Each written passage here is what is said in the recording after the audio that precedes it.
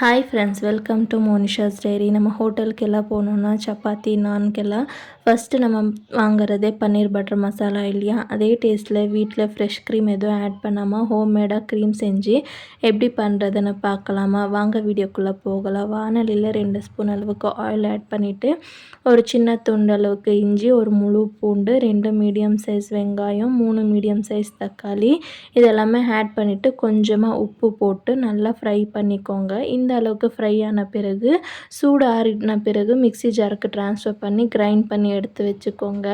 இப்போ இன்னொரு தவாவில் கொஞ்சமாக ஆயில் ஆட் பண்ணிவிட்டு நான் வந்து 200 கிராம் வந்து பன்னீர் எடுத்திருக்கேன். எல்லாமே சேர்க்காம ஒரு 2-3 பீஸ் மட்டும் தனியாக எடுத்து வச்சுக்கோங்க. அது எதுக்குன்னு அப்புறமா சொல்கிறேன்.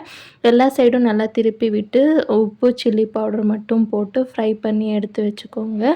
ரொம்ப ஃப்ரை பண்ணிடாதீங்க, அதுக்கப்புறமா ரப்பர் மாதிரி ஆகிடும். ஸோ சாஃப்டாக இருக்காது பன்னீர். ஓரளவுக்கு கோல்டன் ப்ரௌன் வந்த பிறகு எடுத்து வச்சுருங்க. இப்போ இன்னொரு வானலியில் 2 ஸ்பூன் அளவுக்கு பட்டர், 2 ஸ்பூன் அளவுக்கு ஆயில் ஆட் பண்ணிக்கிறேன். நீங்கள் வேணால் 4 ஸ்பூன் அளவுக்கு பட்டரை ஆட் பண்ணிக்கலாம். இது நல்லா ஹீட் ஆன பிறகு ஹோல் ஸ்பைசஸ் ஆட் பண்ணிவிட்டு அது நல்லா பொரிஞ்சு வந்த பிறகு நம்ம வெங்காயம், தக்காளி வதக்கி அரைச்சி வச்சுருந்தோம் இல்லையா? அந்த பேஸ்ட்டும் ஆட் பண்ணிவிட்டு ஒரு 2 நிமிஷம் கொதிக்கிட்டோம்.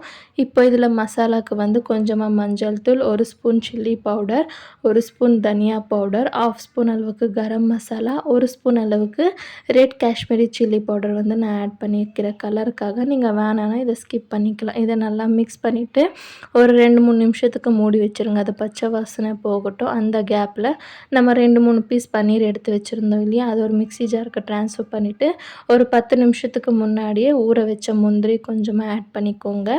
அண்ட் காய்ச்சி ஆற வச்ச பால், அந்த பால் ஆடையோடு சேர்த்துக்கோங்க. அப்போ தான் டேஸ்ட் வந்து நல்லாயிருக்கும். திக்காக அரைச்சி எடுத்து வச்சுக்கோங்க. இப்போ இந்த கொதிக்கிற மசாலாவில் நம்ம ஃப்ரை பண்ணி வச்சுருக்க பன்னீர், டேஸ்ட்டுக்கு தகுந்த மாதிரி உப்பு, அது நல்லா கொதித்த பிறகு கொஞ்சமாக கொத்தமல்லி அண்ட் கசூரி மேத்தி இந்த மாதிரி க்ரஷ் பண்ணி ஆட் பண்ணிக்கோங்க. ஃப்ளேவர் வந்து நல்லாயிருக்கும். அண்ட் நம்ம ஹோம்மேடாக ரெடி பண்ணி வச்சுருக்க ஃப்ரெஷ் க்ரீம் இருக்கு இல்லையா? பாருங்கள் எவ்வளோ திக்காக இருக்குது.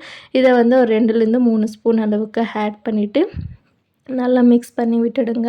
அவ்வளோதான், நம்ம கடையில் வாங்குகிற அதே டேஸ்ட்டில் நம்ம ஈஸியாக வீட்டிலையே பன்னீர் பட்டர் மசாலா ரெடி ஆகிடுச்சு. நீங்கள் இதை வந்து சுட சுட சப்பாத்தி, நான், ரொட்டி கூட சர்வ் பண்ணலாம். டேஸ்ட் வந்து அட்டகாசமாக இருக்கும். ட்ரை பண்ணிட்டு எப்படி வந்துச்சுன்னு சொல்லுங்கள். பாய்.